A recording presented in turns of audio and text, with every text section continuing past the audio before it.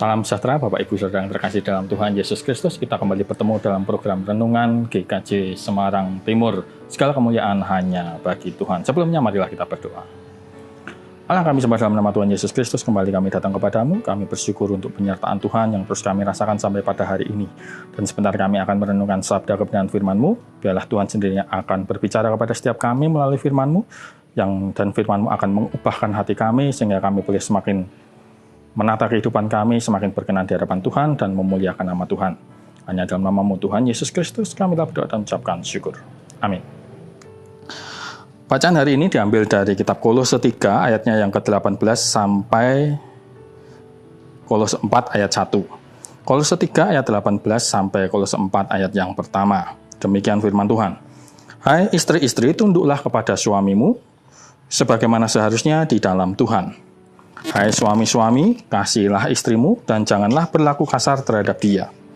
Hai anak-anak, taatilah orang tuamu dalam segala hal, karena itulah yang indah di dalam Tuhan. Hai bapak-bapak, janganlah sakiti hati anakmu, supaya jangan tawar hatinya. Hai hamba-hamba, taatilah Tuanmu yang di dunia ini dalam segala hal. Jangan hanya di hadapan mereka saja untuk menyenangkan mereka, melainkan dengan tulus hati karena takut akan Tuhan. Apapun juga yang kamu perbuat, perbuatlah dengan segenap hatimu seperti untuk Tuhan dan bukan untuk manusia. Kamu tahu bahwa dari Tuhanlah kamu akan menerima bagian yang ditentukan bagimu sebagai upah. Kristus adalah Tuhan dan kamu hambanya. Barang siapa berbuat kesalahan, ia akan menanggung kesalahannya itu, karena Tuhan tidak memandang orang. Hai tuan-tuan, berlakulah adil dan jujur terhadap hambamu. Ingatlah, kamu juga mempunyai Tuhan di surga. Demikianlah firman Tuhan.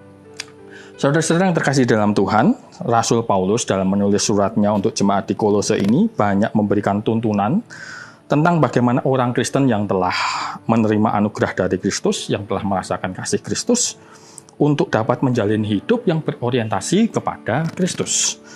Sebelum sampai pada ayat bacaan kita hari ini di pasal 3 ayat 18, telah dituliskan pesan-pesan untuk memikirkan perkara-perkara yang di atas. Kolose 2 ayat 16 sampai 3 ayatnya yang keempat. Di situ dijelaskan tentang berbagai ibadah yang dilakukan orang-orang, tetapi ibadah itu sendiri telah kehilangan esensinya. Esensi bahwa ibadah semestinya adalah untuk memberi penghormatan kepada Tuhan, bukan untuk memuaskan dirinya sendiri melalui ritual-ritual yang dilakukannya. Inilah yang diingatkan Paulus ketika menyampaikan pengajaran tentang memikirkan perkara-perkara yang di atas. Selain itu, disampaikan pula tentang manusia baru. Kolose 3 ayat 5-17. Diingatkan kepada jemaat bahwa orang percaya adalah orang yang telah diperbarui di dalam Kristus. Apanya yang diperbarui? Diperbarui pola pikirnya, kebiasaannya, perkataannya, kontrol dirinya, karakternya, diperbarui secara terus-menerus. Itu berarti terus berproses. Tidak sekali jadi pembaruan ini, tetapi berkesinambungan hari demi hari. Menjadi hidup yang bertransformasi, hidup yang diubahkan. Dan pembaruan ini terjadi dan dilakukan sekali lagi, haruslah untuk kemuliaan nama Tuhan. Menjalani hidup yang berorientasi kepada Tuhan ini kembali diingatkan Paulus dengan menjabarkan hubungan antar anggota di dalam sebuah rumah tangga, di mana di dalam keluarga ada tanggung jawab dari setiap anggotanya.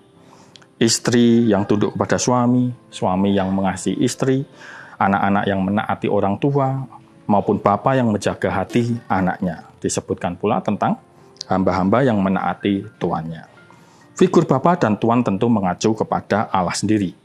Bapa yang mengasihi istrinya, bapa yang tidak menyakiti hati anak-anaknya, dan tuan yang memperlakukan hamba-hambanya dengan adil dan jujur. Di sini kita mengetahui bahwa Allah yang kita sembah adalah Allah yang mengasihi, tidak menyakiti, adil dan jujur. Tidak menyakiti di sini bukan berarti Allah berjanji bahwa semua permintaan kita akan dipenuhi, bahwa hidup akan selalu enak. Tetapi bahwa sejatinya rancangan Tuhan untuk kita itu baik adanya. Dan manusia tidak akan merasa tersakiti selama setuju dengan rancangan Allah itu. Rancangan yang sudah ditetapkan Allah. Sedangkan penggambaran istri yang tunduk kepada suami, anak-anak yang taat kepada bapaknya, hamba-hamba yang juga taat kepada tuannya, sejatinya perlu kita maknai bahwa dalam hubungan kita dengan Tuhan, bahwa di dalam hubungan kita dengan Tuhan, di situ ada ketertundukan dan ketaatan. Tuhan menuntut ada ketertundukan dan ketaatan dari diri kita kepada Tuhan. Tunduk dan taat kepada Allah dengan jalan taat kepada perintah-perintahnya, melakukan firman-Nya dengan setia, maupun mendukung kehendak dan ketetapan Tuhan. Mendukung atau setuju dengan kehendak Tuhan ini penting. Dalam perumpamaan tentang kisah anak yang hilang, saudara mungkin memaknai bahwa anak bungsulah yang terhilang. Ya, karena si bungsulah yang telah meninggalkan bapaknya dan menghabiskan harta bapaknya, walaupun setelah itu dia kembali kepada bapaknya. Namun bahwa si sulung pun sejatinya juga terhilang ketika dia tidak terima sewaktu bapaknya mengadakan pesta untuk adiknya yang kembali. Dia menolak perlakuan ayahnya terhadap adiknya dan merasa dirinya lebih layak untuk dipestakan daripada adiknya itu. Ketika dia berseberangan dengan bapaknya, ketika dia tidak mendukung kemauan bapaknya, disitulah dia terhilang. Berbuatlah dengan segenap hatimu mengandung makna untuk berbuat dengan sungguh-sungguh, tidak setengah-setengah, dan betul-betul bersumber dari hati, bukan sebuah kepura-puraan, bukan sebuah pencitraan. Memberi bantuan misalnya, yaitu kita lakukan dengan kesungguhan bahwa itu dilakukan karena memang muncul dari dalam hati kita. Tujuannya untuk menolong, bukan untuk yang lain. Bukan untuk sebuah nama baik, bukan untuk dipuji, bukan karena ada maunya, tetapi memang dengan sepenuh hati ingin meringankan beban saudaranya. Seperti untuk Tuhan dan bukan untuk manusia, di sini Paulus menekankan tentang sebuah integritas yang mestinya dimiliki oleh setiap orang Kristen.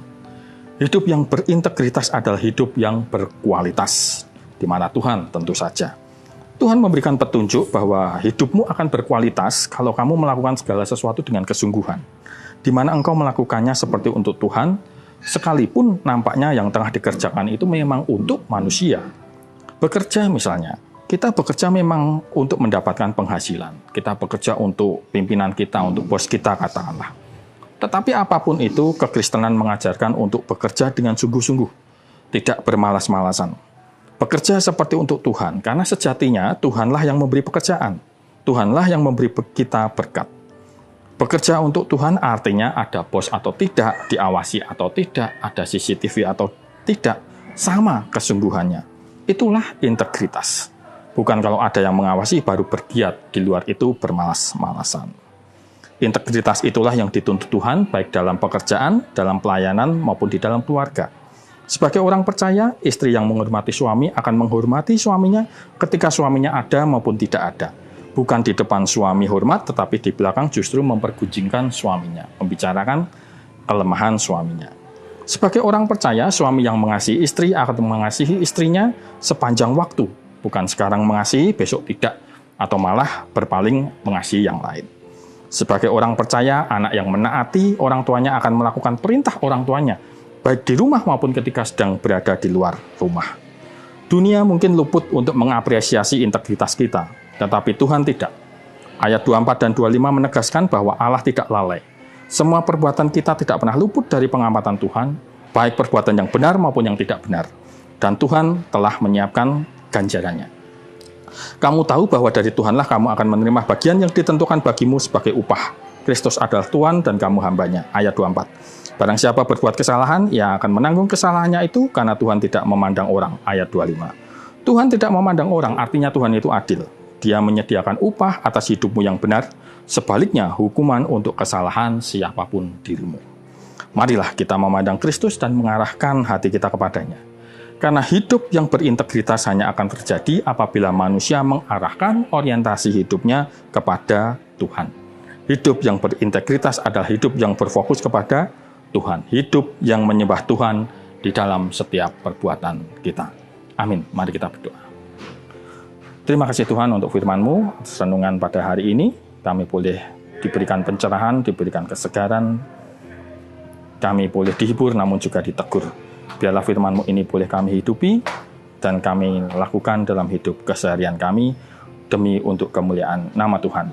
Terima kasih Tuhan, hanya dalam nama Tuhan Yesus Kristus kami berdoa dan mengucapkan syukur. Amin. Demikian Bapak Ibu, renungan pada hari ini. Kita bertemu dalam renungan Semarang Timur, GKJ Semarang Timur berikutnya. Salam sejahtera untuk kita semua.